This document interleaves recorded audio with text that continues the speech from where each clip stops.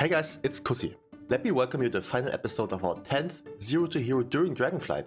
We've seen so many things, from hilariously bad gameplay to annihilating the damage meter, crying myself to sleep while healing, and meeting lovely people that are all about love and friendship. And before I'm going to spend 2 minutes bitching about how awesome you guys are, how much this expansion meant to me because of you, and how excited I am for the first expansion launch together, I just skip ahead and talk about dungeons like no one wants to hear that shit anyways.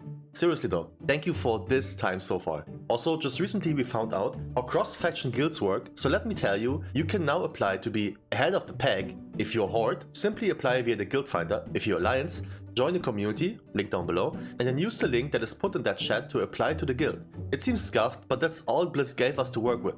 But we ended last episode with our third portal, and at this point we do have a counter up on the top left. And just so we are all on the same page, besides Azuvolt with that nasty last boss of a healer, we also timed Nokut and even Ruby life pools on +10 so far. This is also still the same week, which means the affixes we still need to deal with are Tyrannical, Incorporeal, and Spiteful. What a pain.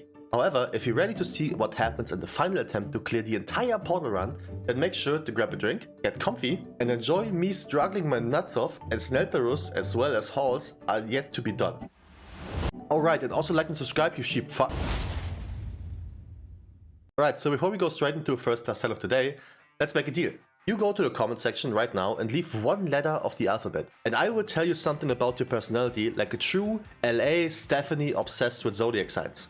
Now that we got my chat interaction out of the way, let's step right into the magic, or right into the suffering. As the first dungeon of the day is one we already tried and failed miserably.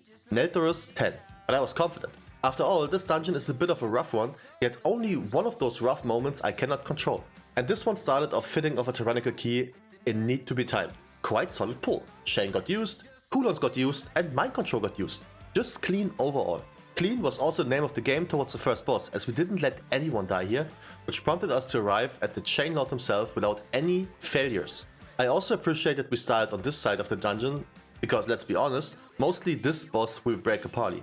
But before he could break that said party, he broke me. Well, I broke myself, and just like every dungeon of every episode ever, I made sure to put myself on a board of dirt laps. For me personally, besides staying alive, I had one important mission. Prep enough healing to instantly top the party after the spears get out. The impact of those hurt like hell, so sending the bender just before the impact hits, while already loading a radiance, was the name of the game. And even though I flopped over on the first set of chains, I played it perfectly on the second and even had time to not only MC one of the little spooky shitheads, I also shackled one of them like the naughty little ghost hunter sex slave he is. What do you mean by that? Is this all you got? This checks one of the more annoying bosses, as now the rest is in my hands. The Forge boss only requires healing, and I was hyping myself up mentally. Got to have high heals to be living.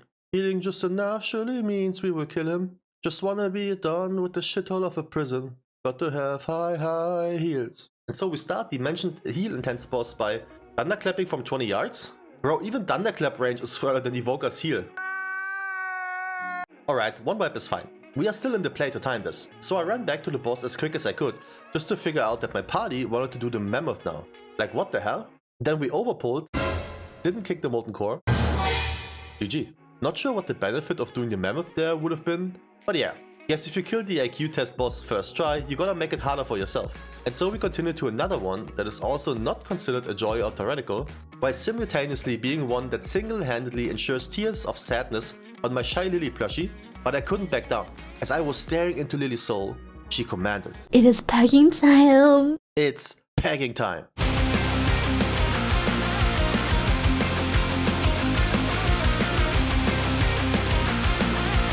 Not even a damn rock-throwing lizard could hurt me, as I was that focused by feeling unstoppable. Yo, can I talk to Ian for a moment here? Brother Spiteful? Really? You sick freak like those little annoying life-ending ghosts in tight spaces, yeah? You like putting tight spaces and dungeons into the game when you know those exist? Does your boyfriend also know you like tight? You need to relax. Alright, anyways, big ass golem time. And after unlocking Ultra Instinct on the Fortified run, this was light work. But one more hurdle remains. Final boss. The one that super diverse 2022 Blizzard decided to give some glasses, because apparently even time magic dragons are vision impaired for some reason. Can't you just go back in a timeline where he doesn't need them, so he doesn't need to worry about them getting dusty from all the sand magic? But we are here to kill him, which only means dragons with glasses. They're bad dudes. Okay. They're pretty Nine. black. We're gonna kill them. Got it. 4 minutes to do this boss, one shot. One opportunity. Where did I hear that before? Monster Getty. And still I hate this one. So much damage. Also, a boss where having Fate remove the debuff would have been huge, as I could have just taken it off of me and preferably dispel one of the DPS that can't do it themselves. But we are talking 2 hunters with disengage and the pink ranger that apparently is the embodiment of freedom. Somehow this boss is even more stressful than the Icy Halls boss, because in here the knockback is what feels super unnecessary. I always wanted to keep a balance ready for the knockback itself, but I kinda also needed it to heal. So you can't believe I was sweaty. Whoa. And while my neighbor probably thought I busted a nut, I actually was just happy to get this dungeon done. Not only did we live the stone throwing Stomper, but also the glasses wearing Sandman without letting anyone die. That's a win times 2 in my book, which also means 4 out of 8. Yet at this point I didn't even know what's to come. Forget Captain Froglips and Icy Girls and Halls. Forget 4 Eyes and Rocky Sharp Thrower and Older Man. This is the real deal. Dragonflight. And while I can hear you say, it's only tyrannical and bosses are the problem here, so yeah, I know. It's not the bosses. It's those little disgusting escaping from Ghostbuster looking ass things that some of us call an affix. A call of Blizzard's unsubscription policy, as this is an IQ check to see which dumbasses of us really play through this horrendous affix, so they know which one they have to promote those 6-month submounts to. Okay, look man, don't get me wrong. I'm very happy that I didn't have to do those plus 10 keys in a week of bolstering, raging or bursting. But by god, whoever decided to make those ghosts charge healers need to be fired. Or worse, make them play healer on that Spiteful week. That will teach them. Needless to say, as you could tell by my rant here, those ghosts kicked us to the nuts like it's a Jackass reunion. 11 deaths before the first boss in Tyrannical is not something to be proud of. But at least my team was feeding me here. So we killed the Null threesome and then had some more issues with, you guessed it, Spiteful. And while our warrior here just really enjoyed taking every frontal or void zone in the game, the hyenas had a good time figuring out that our warrior indeed does not run away. We also rest him so he could do it again. So manly. 17 deaths on the clock and less than 10 minutes remaining. This ain't the walk in the park I was hoping for after that Ulderman run. And when I see 17 deaths, I mean 18, my bad. But with 19 deaths, pretty much 4 minutes, no mental energy and the emotional bankruptcy, we ultimately did it. Keystone Hero. Oh yeah, and Dragonflight too, which means 3 more to go. Quick maths. Now keen viewers know exactly which ones we are missing. But just in case you quickly went on a second monitor to tell a warrior he sucks, here's a list of the remaining one. And I labeled them as easy, not again this shithole please, and not excited to do them as I'm still traumatized from the plus 8 I did. And even though I kinda wanted to keep this one till the end, so I could potentially finish the series with my grief torch raised to the sky, I did this one as a warm-up, as this was a new day. So Algata Academy. What a lovely key. Easy bosses, easy trash, and most importantly, no knockbacks to mess me up. And I learned that the big shield ring from the first raid is actually huge. A lot of self here. I wonder why I never got this item. But yeah, this one went as expected. Very little to none issues, and even though this wasn't a solid 2 chest, this mainly was because we pulled slow but steady. Good warm up, and by god I needed that. As now, for the 3rd damn time, Neltaros. However, let me quickly give you some advice. If you queue for a while and you won't get invited, try to stand out. I tried a lot of things like begging, asking, or even being funny, and none of them worked. Until it did. I got invited and for some reason just after that our leader went AFK. So we waited. Until we had enough and dipped. Just so I can see the same guy queue up again to fill his party in an instant. Man, you know how long I waited to get even into this party? So back to the drawing board. Yeah, baby. And not only were those guys quite funny, they could also see the future. If you know, you know. But I also could see my own future in certain death, as we pulled that felt like at least 81% trash count. Turns out we died 5 times before we even had 2%. But hey, at least we went for the mammoth first, which means we won't just stop between bosses to kill it later. And look at that damage. Every DPS 260k or above. Is this pre-patch already? Boy, I felt myself here. What do you mean by that? Even after taking down Chain Daddy for possibly the final time, we dared to play with fire, get it?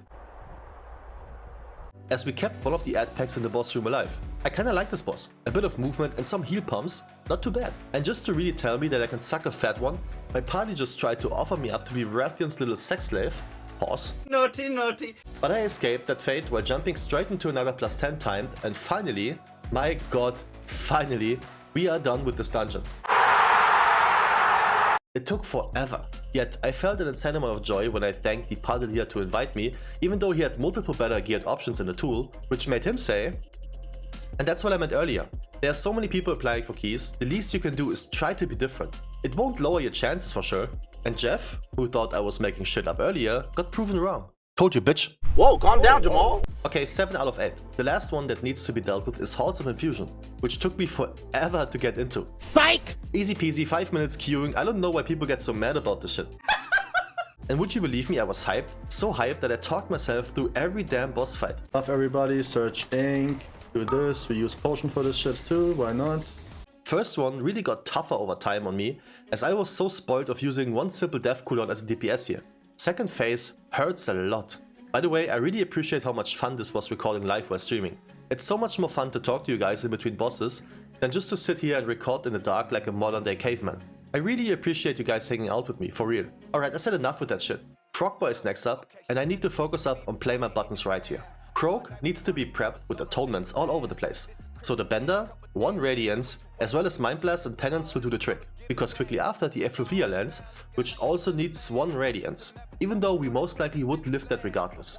I want to keep people on max HP so they have full faith in me for the next boss. Feral also busting. Guess he doesn't know what happens in the pre-patch with him. But yeah, keep in mind at this point, no deaths. This run was less flawed than Asmongold's hygiene routine, so we go straight ahead to show Kajin that she in fact will yield. And bro, you cannot tell me otherwise. I played this like a champ. I schemed this fight so much in my head when I was going to bed. Even when she was about to do her AoE, which we need to hide behind the block, I spammed healing until I had Penance back up, which is what I used while moving to the block. No global missing. 280k overall, plus 10 halls, Disc Priest, 3 weeks in, put some respect on my name. Unlucky. Ultimately we ended on 2 deaths overall, which happens because I wasn't there, because I, well, lagged. Alright, 3 deaths is what I meant, as our DH was so happy for me finally finishing the last boss of the series. And there we have it, ladies, gentlemen and catgirls. Your boy managed to go from 0 to hero, a full portal run on a Disc Priest, which got called out to be one of the harder ones to play, in just 3 weeks, even with at least a ping of 120. All of it live streamed, and all it took was 48 complete dungeons, plus probably like 6 or 7 bricked ones. Boy, I really need a hobby. But while I was really considering my life choices after fulfilling my 3-week-long duty, as I felt super empty for some reason afterwards, let me show you what we have done so far during the livestream. We already decided for another class, which will be our first contender in the war within. So stay tuned as I show you the entire marble run we did to decide that. Which is also a good call to once again tell you, follow on twitch.tv/CussySlayer so you can be part of the fun, and also join the Discord to get notified for those events in the future. Oh.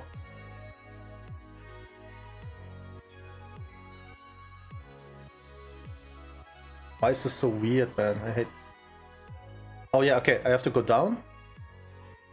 Sorry for the cameraman. Now we can go back and everything, and we see. Oh, they all get... Wait, they all fall down. What the hell? And on the top right, you can see who's in the lead, by the way, right? Which is City's choice. After the rogues are gone, maybe. SS rogue gone as well. Holy Paladin knocked out. City's choice is still in here.